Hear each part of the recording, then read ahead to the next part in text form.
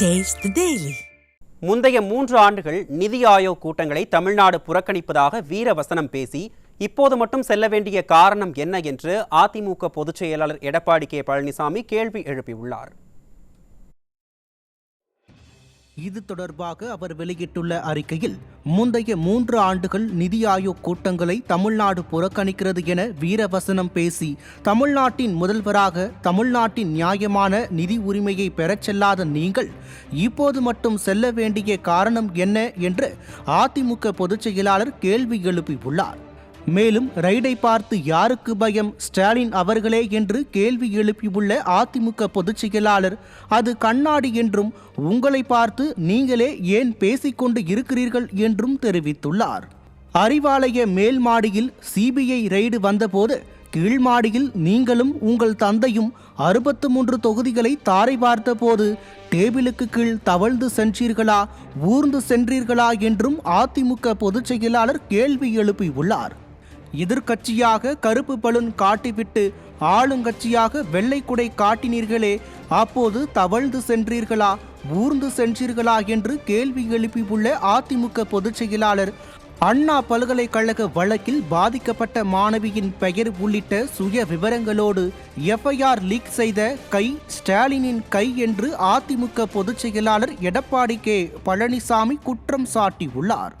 ஜாஃபர் சாதிக் போன்ற international drug mafia தலைவனை அயலக அணி அமைப்பாளராக நியமித்தது உங்கள் கை என்று குறிப்பிட்டுள்ள அதிமுக பொதுச் செயலாளர், ஞானசேகரன் முதல் தேவச்செயல் வரை சகல பாலியல் குற்றவாளிகளையும் அவர்கள் பின்னணியில் இருக்கும் சார்களையும் பாதுகாப்பது உங்களது கை என்று குறிப்பிட்டுள்ளார்.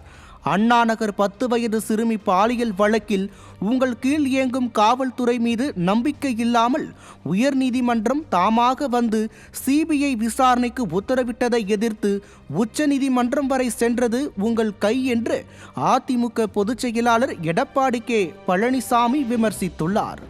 தேர்தல் கூட்டணிக்காக மேகதாது முதல் முல்லை பெரியாறு வரை தமிழ்நாட்டின் உரிமைகளை அடகு வைத்த கைதான் உங்கள் கை என்றும் அதிமுக பொதுச் செயலாளர் காட்டமாக விமர்சித்துள்ளார்.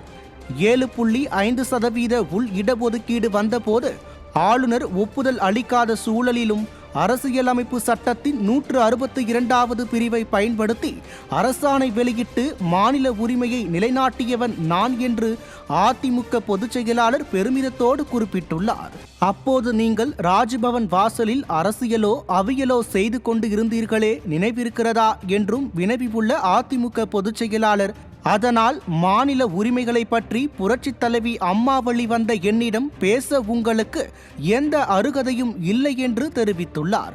கச்சத்தீவு முதல் காவிரி வரை தமிழ்நாட்டின் உரிமைகளை தாரை பார்த்த நீங்கள் மாநில உரிமை பற்றியெல்லாம் பேசினால் மக்கள் சிரிப்பார்கள் என்று அதிமுக பொதுச் செயலாளர் எடப்பாடி கே பழனிசாமி விமர்சித்துள்ளார். நான் கேட்ட கேள்வி என்ன, யார் அந்த தம்பி, உங்களுக்கும் அவருக்கும் என்ன சம்பந்தம், உங்களுக்கும் உங்கள் மகனுக்கும் மிகவும் வேண்டிய நபர் என்று சொல்லுகிறார்களே, ஈடி ரைடு என்றதும் ஏன் அந்த தம்பி நாட்டை விட்டு தப்பிச் சென்றார் என்று அதிமுக பொதுச் செயலாளர் கேள்வி எழுப்பியுள்ளார். டாஸ்மாகில் தம்பி அடித்த கொள்ளையில் உங்களுக்கும் உங்கள் குடும்பத்திற்கும் பங்கு இருக்கிறதோ என்ற சந்தேகம் மக்களிடையே வலுவாக இருக்கிறது என்றும், உங்களுக்கு தெம்பு இருந்தால், திராணி இருந்தால், வக்கு இருந்தால் அதற்கு முதலில் பதிலை சொல்லிவிட்டு மற்றதை பேசுங்கள் என்றும் அதிமுக பொதுச் செயலாளர் குறிப்பிட்டுள்ளார். உங்களின் எல்லா மடைமாற்று பேச்சுகளுக்கும் பதிலளிக்க நான் தயார் என்றும் அதிமுக பொதுச் செயலாளர் எடப்பாடி கே பழனிசாமி தெரிவித்துள்ளார்.